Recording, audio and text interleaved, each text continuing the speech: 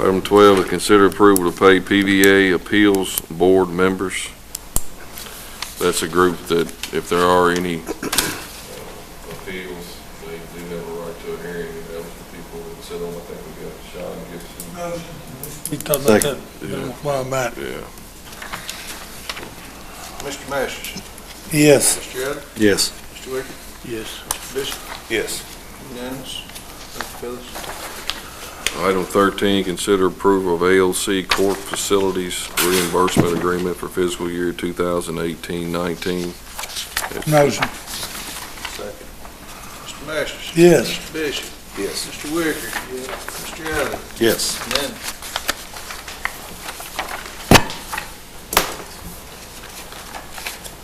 Department reports. Jimmy, I know you have a report in here. We got on Fairground Road, guys mud working last week, and they tore a man's property up. It's going to cost $250 to fix it. His name is Todd Method. Fix his property back. Okay.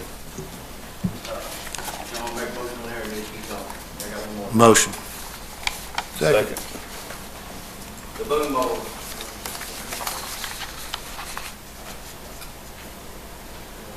Mr. Elder? Yes. Mr. Bishop? Yes. Mr. Wicker? Mr. Masters? Yes. No. Unanimous. The boom mower, the transmission went out of it. I took it to Jesse Bohan. We think we can fix it for $4,000 or $5,000. That's where it's at. That's where I'm at.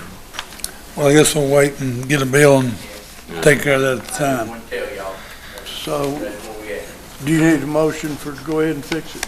Guess to let Jesse fix it, we would, yeah. It wouldn't hurt, I don't think. Motion, let it proceed, and we'll pay the bill, whatever it is, when we get it. Second. Mr. Masters? Yes. Mr. Bishop? Yes. Mr. Wicker? Yes. Mr. Elder? Yes. Unanimous. The old CD&D landfill out there, we finally got it sold down, covered up, built and moved, so we out there. That's good. You got the building at the, The building's at the fairgrounds, we're gonna get out the fairgrounds, it's out there behind the cattle barn. White House City's gonna put it somewhere, use it, they can use it. We've just been getting the roads cracked up and blacktop, and I need to do some work out at the transfer station on the chute and some trailers, as soon as we get time. We need to go out there and work a little bit. Other than that, everything's pretty good. Sounds good, buddy. Thank you, Jimmy. Thank you, Jim. Keith? Yeah, I've got some extra things I'd like to brief report on since I wrote this report. Jackie's Recycling Center is about done baling the metal in the transfer station. You all had approved that they would give us $70 a ton of back for the metal, and I don't know how many tons it's going to be, but they're making some big bales and a lot of metal out there, so they're about got that done. They're working on it, right? They pulled out today. They did that. We made the short list on the Helms Hill Road chip seal grant. The state notified me yesterday that they'll be down next Wednesday, and Jimmy and I will go with the state person to look the road over to make sure there's nothing that will prevent us from getting that grant. I think we'll get it. I didn't find anything that would prevent us getting the grant. It'll be about a $35,000 grant for the chip seal. We've received a check for $94,035 from the Division of Waste Management for the entire recycling grant that we got approved for back last month. We've got the check in hand. Kevin had indicated that it probably would be better for us to deposit that check July 1st to make sure that it gets on the next fiscal year and the next budget cycle. And I called the state and talked with them about that, and they said there's no problem. So we've got the check in the safe, and we'll put that in the bank the 1st of July, and I'll start the bid process for the equipment that we're going to be purchasing for the recycling center. The CD&D closure, since Jimmy brought that up, we've closed it, and we've covered it and sewed it, but it has to be officially closed through the state process.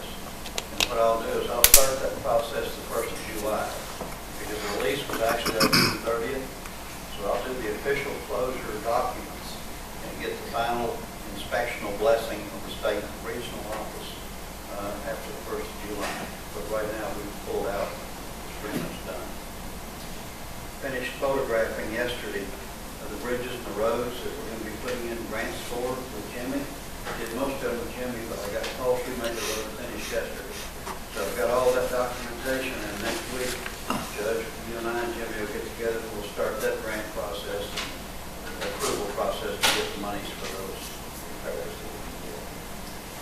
We've received a check, found out this morning, we received a check this morning, or today, for $52,000, which is half of the Roller Knob Road slippage repair grant that we put in. We'll actually receive $104,000 for that. Apparently that 52 is half of the money. Now the grant was originally, I think, for $118,000. The additional $14,000 will be our match part of it, because we'll have to get trucks out there, I think, and remove overburden and take it somewhere else. So we're going to have to put it in a load ourselves, but we're going to get $104,000 out of $118,000 project. So that's the additions I've had since I wrote this report. Great job, Keith. They all sound like good additions. They all sound like really good additions. Yeah. It is. It's good math. Thank you, buddy. Thanks, Keith. Appreciate you. Barry? I initiated some talks back with Senator Higgins about doing something about the state per diem. And in those talks, he has agreed to pull a panel together of some other senators and representatives. And so I initiated the letter, and I put it in your copy of it in there. And I just kind of put an example. If the state would put the county government under a CPI on our per diems, right now we would be hovering something like 40.62 for the regular housing, and then actually 10.29 on the addition, which would put us at 50.91. And in doing that, that would still be a lot cheaper on the state than doing what they, like their recent private contract of 57.68 with Core City in Lee County. And the fact of it is, with the growing issue with drug addiction and opioids and stuff, the number of treatment beds, we don't have enough of them in the state in the first place. So I sent the letter last week, started conversations with Senator Higdon, and then he asked me to see if I could get a few other counties to join in. Of course, I kind of understand where the Secretary of Justice and him, they're probably going to come back and say, guess what? We can't foresee doing that for 12,000 beds that we have across the state of Kentucky. But it could very well be the thing that sparks the conversation that we thought we had. We was going to get legislation this past time, and that's on performance-based facilities. So anyway, I solicited Laurel County, Scott County, Christian County, Grayson County, and some of those to join. So that they're taking the same letter I sent to Higdon and took it to Damon Fair and some of the other representatives in the state, and hopefully we can pull together in the next a few weeks to a month, pull a meeting together, and of course I'll get to be on the panel and go to Frankfurt and try to get the talk started again. And my conversation with Senator Higdon was, we're out of the budget year and we're going back into a non-budget. He reiterated that he didn't think it would be an issue to reopen the budget, and he thinks that they will reopen the budget. And so I spoke with our lobbyists and some of our representatives at the conference meeting for jailers this week, and they're confident that the state legislation will reopen the budget. So, they feel that they will reopen the budget. So this is an opportunity. When we get started, we're going to have as many voices as possible to come at this. This right here, that figure alone would push us back to even slate. You're talking $800,000-$900,000 increase in revenue at what we're doing here at the center, maybe $1 million. So it would solve what we actually got going. And the truth of the matter is there's still a lot of confidence out there for us, and so again, I reinitiated those conversations, got it in black and white, got the letter out. I've got a few other counties that are supposedly going to help join in on the push for a per diem adjustment or discussion with the Secretary of Justice. So we'll just kind of keep our fingers crossed, and I'll keep you all posted, and then again reiterate the need back to Senator Higdon and whoever else we can as we go along through this. Very question. The facility in Lee County, that's private, isn't it? Yes. Well, you know, my question on the whole issue, I'm not trying to be hard on anybody, it was the state has to know that these counties are hurting with these jails. So why, other than politics, would they want to give a private industry the money instead of giving it back to the counties that need the money anyway? If they can afford the same circumstances. Some of them can, and that's kind of where Secretary Tilley is. And he's always been a cheerleader of ours in our county. He had the very same words that you just said. You know, why would I want to spend money in a private sector when I could, if I can get the same product in a county agreement? But he says, I need the same product. And when he says that, they don't want to be in battle with this, the overcrowding issues and stuff. But this is not going to be fixed overnight anyway. It's going to take some time. Here's the state was a big brother. Now I'm not sure the counties aren't big brother because there's so many things the state no longer funds. In a lot of situations. So I feel good about the conversations have started. So we'll just have to keep pushing on with that. I've also, while I was at the conference, AOC spoke, and they said that, guess what, we've got money that we want to do video conferencing, and we're going to pay for all, pay for the ones that want the courthouse part of the justice, and the county would just pay for the jails, which that's going to benefit the jail, the sheriff's department, the county attorney's office, a lot of entities with that. And a lot of it's coming because of the recognition of the overcrowding and trying to get people out of jail. They're wanting to initiate a program. They'd like to, they're already going to do a pilot, but they want a lot more on it, so that if we lock someone up in Marion County on a Jefferson County warrant, we can put them in front of video arraignment, and if they're going to get released, we'll pop them out the door instead of holding them for 3 days, waiting for them to show up to pick them up, and then taking the risk of medical or whatever else occurs with it. So anyway, I've spoken with Judge Anderson and with Lisa, and they're supposed to get back. Well, I put the email that Anderson sent back, but really I guess we need to wait and see what Larry says our end of the cost would be at the jail. But my understanding, AOC is going to cover, and they're in it sounds from the memo, it looks like that or the email, that their technology is already outdated in a lot of the facilities they put it in. Yeah, it looked like there was a question whether or not there needed to be an update. Yep. So, again, that was one of our conversations a couple years ago when we approached this, is I think that it was looking at Marion County Fiscal Court to spend, $50,000 over there before we even did the jail portion of it. That may not be an issue at this point. If AOC covers that cost, all will be is just the jail portion of what we need to connect with them. So it's an issue that's viable again. I took I understood that was already in place over here. It's a matter of making that connection between the two. Well, they're saying there may be an issue that the equipment is now outdated. Yeah. They may have to update it, make some connectivity issues, is what part of the email was saying. But anyway, conversations have started on that, so we'll just see where they go as we move on. I toured the Mason County Detention Center, and they utilize the video, and it is amazing. The jailer loves it. So Yeah, you don't have to. they've got a little room set up, and it's got the camera there and so forth, and the attorney and the individual walk in there, and that's it. Have night court. Yeah.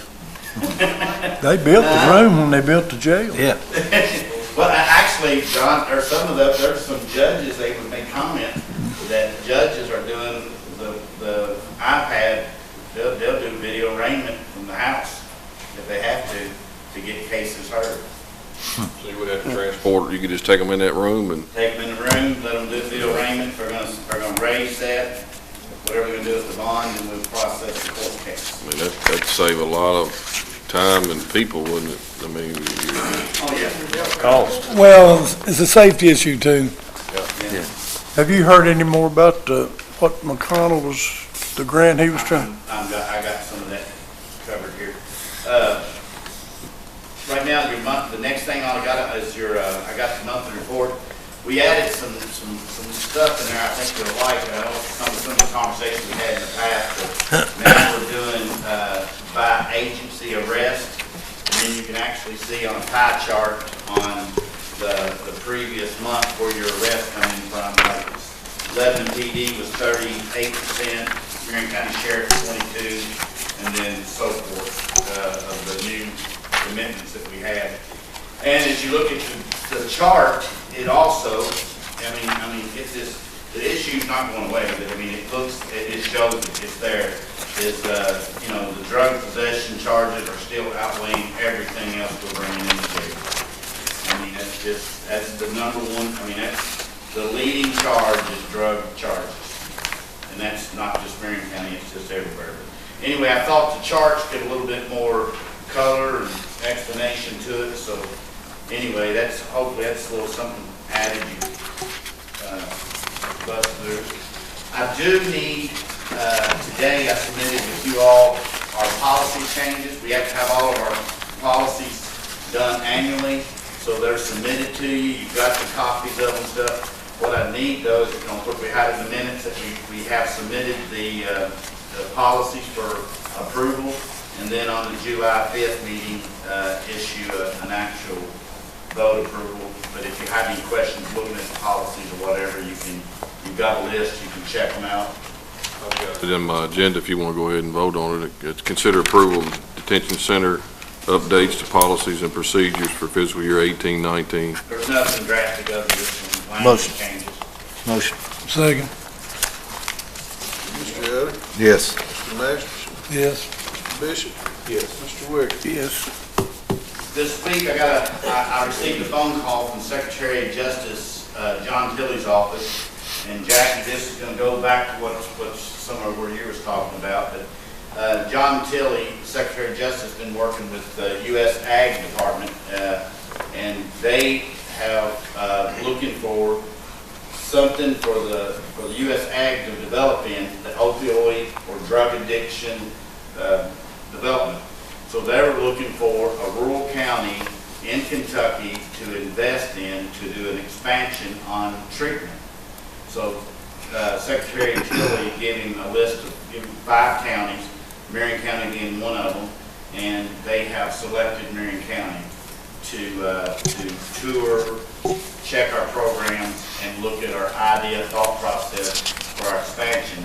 And of course, what I want to do on that is look at the expansion that we've been discussing all year long, and that would be the re-entry, where that we can add some workforce to our industry, we can get treatment, and try to do it right there at the site. But anyway, they felt the Secretary of Justice office was very confident that this visit would be beneficial to Marion County, and that we would see an investment from the meeting. So they was out until tomorrow.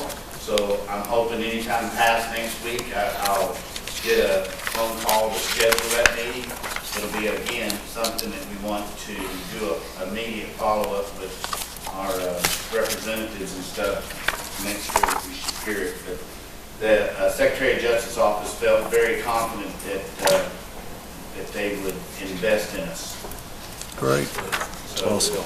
especially if we get that facility built On a grant money, there you go.